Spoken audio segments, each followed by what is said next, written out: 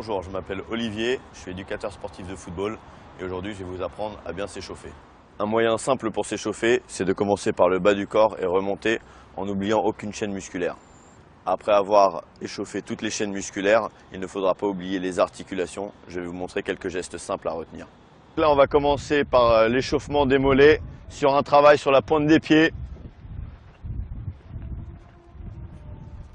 Sur ce mouvement, on va exclusivement travailler sur la pointe des pieds pour pouvoir échauffer bien le mollet, toute la partie du mollet. Ok, donc comme ça, on peut aussi le faire sur place pendant environ 1 à 2 minutes.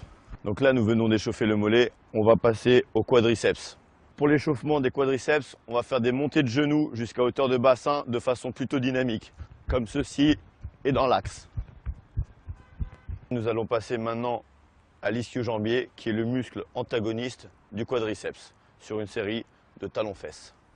Pareil que sur les montées de genoux, ce sera un talon-fesses de façon dynamique et dans l'axe en restant bien droit, les épaules droites et la tête qui regardent l'horizon. Donc là maintenant, nous allons passer aux adducteurs qui sont nécessaires pour tout ce qui est changement d'orientation et changement de direction sur le terrain. Pour les adducteurs, nous allons passer sur des pas chassés assez dynamiques sans que les pieds se touchent, en changeant, en faisant côté droit et côté gauche. Concernant l'échauffement du bas du corps, tous les mouvements que je viens de vous montrer peuvent être réalisés d'abord à l'arrêt, puis en mouvement, avec une fréquence et une intensité qui vont aller crescendo. Donc maintenant, nous allons passer à l'échauffement du haut du corps et je vais vous montrer quelques gestes utiles et simples à réaliser. Pour commencer l'échauffement du haut du corps, nous allons commencer par le bassin, sur un échauffement dynamique avec des mouvements de droite à gauche en variant le sens.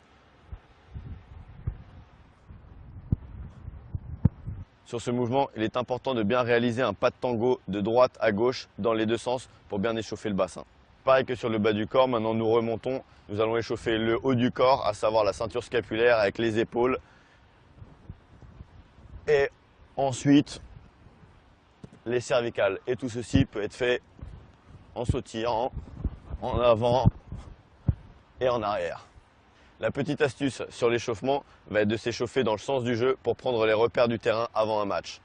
Il ne faudra pas oublier les articulations, à savoir les chevilles, un petit peu les poignets parce qu'on peut chuter sur le terrain et bien sûr le cou comme on a échauffé tout à l'heure.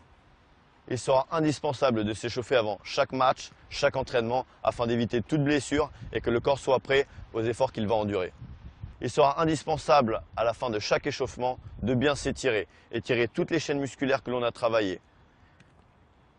Le quadriceps comme ceci, en restant droit, les deux genoux collés, la tête à l'horizon. Descendre comme ceci pour étirer derrière toute la chaîne de l'ischio-jambier.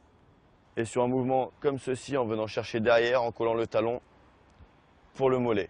Concernant les adducteurs, il en existe plusieurs. Celui que je préconise sera d'écarter les jambes, de rentrer les pointes de pied et de décaler la hanche, qui permet un étirement des adducteurs à droite et à gauche. Vous savez maintenant comment bien s'échauffer. Retrouvez-moi dans une prochaine vidéo où je vous apprendrai à dribbler.